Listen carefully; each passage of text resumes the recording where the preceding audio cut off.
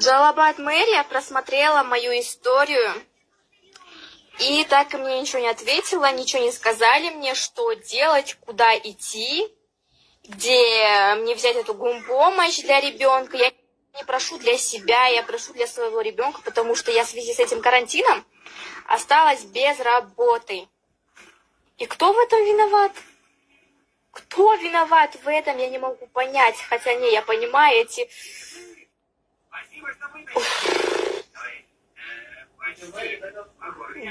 Ага. Поэтому, когда у меня будет возможность, когда все это прекратится, я уеду нахрен отсюда.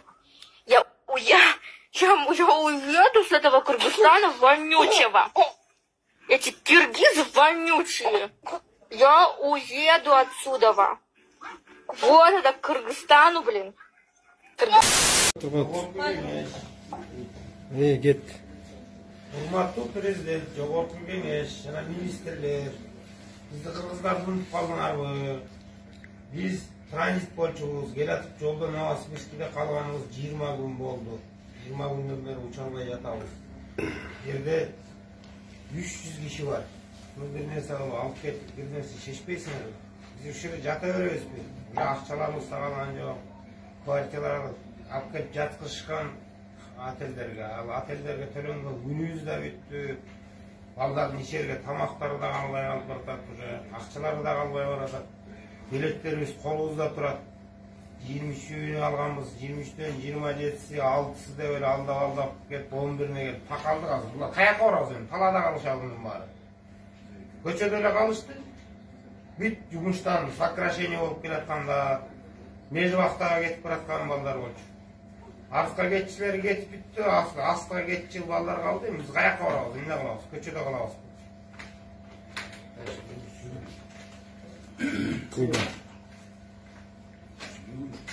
Куба. Азыр Новосибирскин консулдун дагы иштеген адамды, ген консулу дагы келип кетти. Ушу бүгүн чыгасыңар.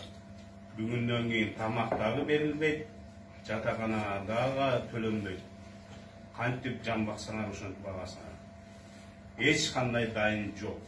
Силерге эч ким күйбөйт экен деди. Президентиңер күйө турган болсо, бар алып келгиле, биз менин балдарымды деп тарттырып алса болот эле. Силерге күйө турган адам жок деп айтты ген консулуңар. Биз ошо эмне кылышыбыз керек эми? Биз жумуштан келатканбыз. А жумуштан штатыбызды көпкө сактай албайт экенбиз деп бизди сокращение чыгарып койду уже иштен. Же ишке бара албайбыз, же үйгө кете албайбыз. Сооронбай Шарипович, сизден суранып кетет элек, жардам кылып койсоңуз жакшы болот эле. Бир самолетко эле бата турган адамдар бар. Эч ким оору, бу жерде вирус жок экен өзү, Новосибирскиде вирус жок экен. Самый низкий уровень экен. 9 гана адам бар экен. Кыргызстандын калкы менен тең Новосибирскиде. Эч ким ооруган жок бу жерде. Ооруган адам жок. 20 күндөн бери көбөсө болушунча болот болчук биз. Суранып кеткенибиз ушул болчу. Ошо мен деле ошол жерде жатабыз. Бүгүн консулдар келип айтты, чыкка деди. Эмне кылсаң ошого деди. Тамак берилбейт, бүгүн акыркы күн деди. Андан кандай каласың? Балдардын баары биякта акчалар түгөнгөн. Жумушка кайра барайын десе аяктан жумушка албайт. Бүт сокращение алып кетилген. Ошон үчүн болуп, например, кээ бирөө деди, Сахалинден Якутскийден келаткан ара кайра катып кетет ар жака. Ойлосоңузбу, иштебизби? Ушинтип отура бересизби?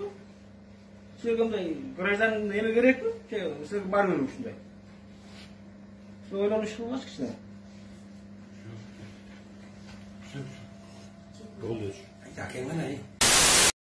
Добрый день всем.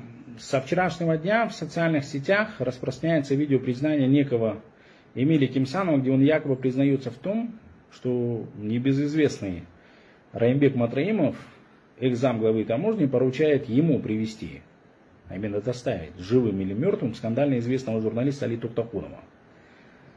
При этом предоставляя на обозрение сообщение с якобы пражским адресом и датой его приезда.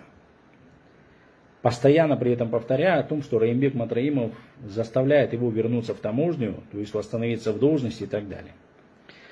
Признаться честно, мы допускали о том, что подобные провокации на фоне тех последних массовых мероприятий, основанных на пандемии и всеобщем страхе болезни, появятся и будут. И обращать внимание на эту ложь мы не хотели.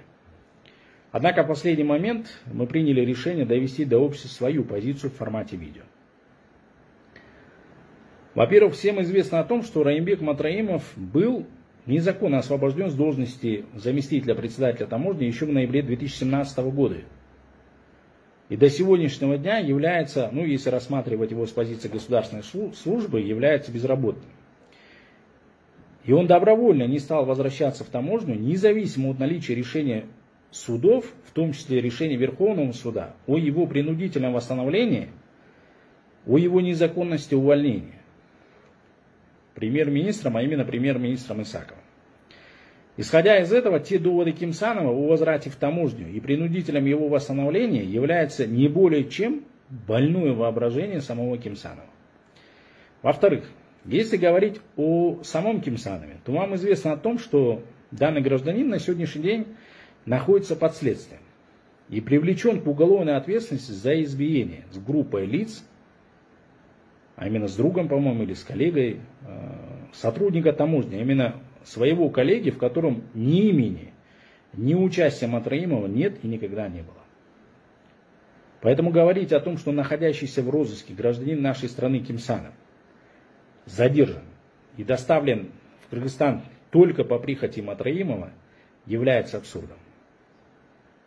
В-третьих, если говорить непосредственно о видео, то в целом это лишь попытка шантажа и полива, очередной полив грязи, чтобы создать себе все комфортные условия и возможности для того, чтобы уйти от уголовной ответственности. Вам известно о том, что цифровые технологии позволяют монтировать голоса, создавать диалоги, вплоть до присутствия в том или ином преступлении или событии. Поскольку, если вы заметили, то на фоне всеобщего опасения болезни можно воочию увидеть, чем на самом деле занят Раимбек Матраимов, его близкие, то есть люди, имеющие отношение к фонду. В-четвертых, нестыковки этого видео можно увидеть невооруженным глазом. К примеру, что о якобы отправке Раимбеком Матраимовым домашнего адреса в городе Прага журналиста Азаттык с поручением о его живой или мертвой доставке. Это ложь и не более. Если обратите внимание, тут таких поручений нет. Более того, и я считаю, что это самое главное, герой этого видео предоставляет обозрению свою отправку сообщений на этот номер. А именно иностранный адрес, который принадлежит якобы журналисту, а не наоборот. Мы уверены, на тот период все это делалось с целью найти способ, возможно, выстроить хорошие отношения и сгладить острые углы очередной череды безрезультатной грязи в адрес Матраимовых. Эмиль Кимсанов, вероятно, лишь инструмент в руках нам неизвестных сил. В-пятых, искренне желаю здоровья как журналиста Литу Токунова, так и благополучия другим, кто имеет к этому отношение. Мы, наоборот, крайне заинтересованы в их комфорте и здравии. И это честно. Поскольку свою площадку для правды и защиты мы выстроили в правовом поле и имеем цель добиться от них публичного признания с доведением ее до общественности, а не сокрытия того, чего на самом деле нет. Так как любой подвох или искусственно созданная угроза в отношении кого-то будет всегда, вероятно, всегда расцениваться как причастие к семье Матраимовых. Вероятно, это сегодня удобно и является главной целью авторов подобных провокаций. И ярким аргументом этому является избиение Булота Темирова, к которому ни Матраимова, ни его близкие не имели никакого отношения. И вам это известно. Ну и, наконец, в заключение своего обращения повторюсь. В эпоху цифровых технологий все подобные провокации можно превратить в правду.